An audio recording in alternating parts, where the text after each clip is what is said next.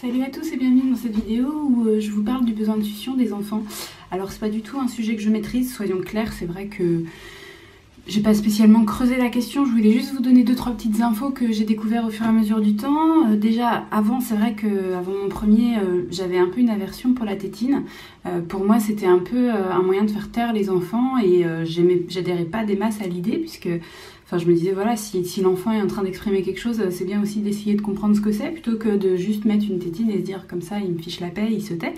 Je voyais un peu ça comme ça, en fait. C'était sans compter sur ce que j'ai découvert avec mon premier, le besoin de succion des enfants, c'est-à-dire le fait que, vraiment, ils ont parfois, parce que ça dépend, je dis parfois, parce que d'un enfant à l'autre, le besoin va être plus ou moins conséquent, mais parfois, ils ont vraiment besoin de téter quelque chose de manière... régulière dans la journée, quoi, vraiment.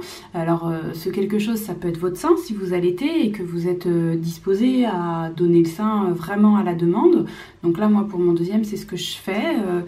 J'avais toujours pas très envie de donner une tétine, mais du coup, j'avais cheminé par rapport à l'allaitement et comparativement à mon premier, c'est vrai que j'ai plus de facilité à donner mon sein pour autre chose que de la nutrition.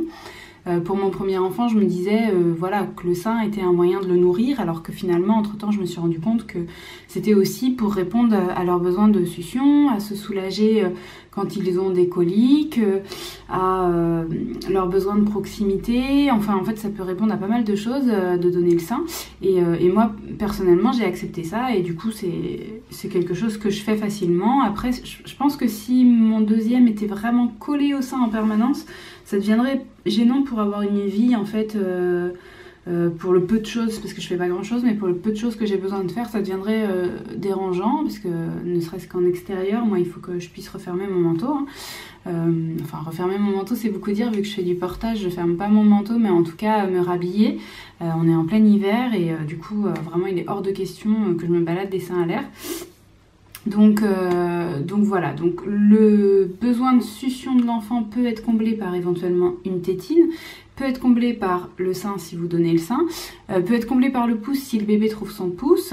Et puis il y avait quelque chose qui m'avait été donné, une petite astuce qui m'avait été donnée en maternité pour mon premier bébé, c'était le petit auriculaire. Voilà, mon premier ayant besoin de téter et moi n'étant pas disposée à l'époque à donner mon sein pour ça, du coup, et sachant que j'avais pas de tétine sous la main non plus, à la maternité on m'avait dit sinon vous donnez votre petit auriculaire. Donc avec mon conjoint on avait commencé à faire ça et je voulais dans cette vidéo un petit peu vous alerter sur cette technique, le piège que ça peut être, parce que du coup on s'est retrouvé à donner notre auriculaire nuit et jour.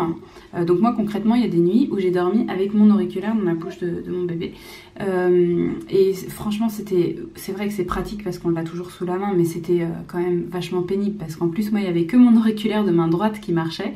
Donc en gros dans ma journée j'avais que ma main gauche pour faire des trucs.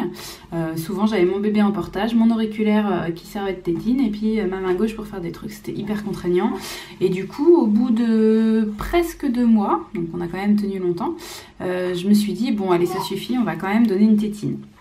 Donc du coup j'ai dégainé une tétine et ce que je me suis rendu compte, donc là je vous le dis parce que peut-être que vous ne le savez pas non plus, c'est que en fait les bébés il suffit pas de leur mettre la tétine dans la bouche et de dire voilà c'est bon ils ont une tétine. En fait il faut qu'ils l'acceptent, ça je savais pas. Il y a certains bébés qui n'en veulent pas, voilà, de la même façon qu'il y a certains bébés qui auront plus de mal à passer du sein au biberon, etc. Bah oui, parce que finalement ce petit bout de plastique dans leur bouche, ça les botte pas toujours. Et du coup, ce qui s'est passé pour mon premier, c'est ça, hein, c'est je lui ai mis la tétine, il a tétouillé un petit peu, puis après il a fait avec sa langue repoussée comme ça, ploup, et puis après il avait capté l'astuce. À chaque fois qu'on lui mettait, ça mettait pas 3 secondes à ressortir, donc on a laissé tomber, on a essayé différentes sortes de tétines au cas où, mais on a laissé tomber parce qu'on a vu que vraiment il en voulait pas. Et puis parallèlement on a réussi à le sevrer de notre auriculaire et puis finalement il s'est mis à tétouiller plutôt un petit peu l'écharpe, voilà, enfin au fur et à mesure ça s'est passé. Il n'a jamais pris son pouce et puis parallèlement moi je l'avais sevré du sein, donc parce que je l'ai sevré à 3 mois, donc voilà, il n'a pas non plus compensé par le sein, voilà, il a 2 secondes.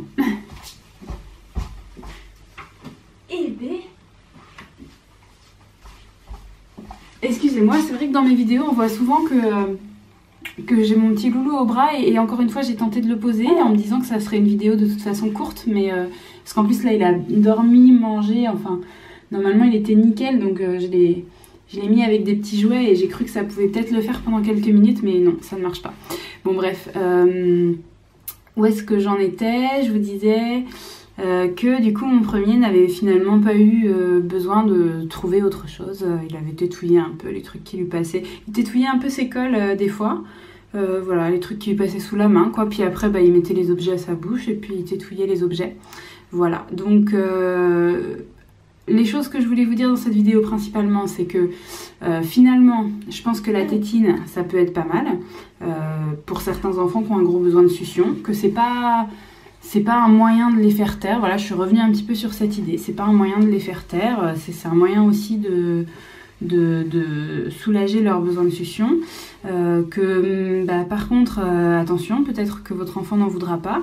La technique de l'auriculaire, du coup, perso, je la déconseille. Hein, si vous vous posez la question est-ce que je le donne ou est-ce que je le donne pas, moi je vous dirais attention, non, ne prenez pas cette habitude parce que vous risquez d'en devenir un petit peu esclave. Et puis par contre, par rapport au sein, là moi je suis plutôt contente. Bon après je pense que ça dépend de la demande des bébés, mais moi je suis plutôt contente de proposer le sein quand je vois que mon bébé cherche à téter. Voilà, parce que je trouve que finalement c'est pas si contraignant que ça par rapport aux besoins qu'il a lui. Donc après voilà, c'est fluctuant en fonction des situations, mais voilà ce que je voulais vous dire sur le besoin de succion aujourd'hui. Et puis si jamais vous avez des choses à compléter, n'hésitez pas comme d'habitude à le faire en dessous de la vidéo. Si cette vidéo vous apprend quelque chose, vous mettez un petit j'aime et puis vous vous abonnez bien sûr pour suivre les prochaines vidéos qui paraîtront sur ma chaîne très bientôt. Voilà, à très vite.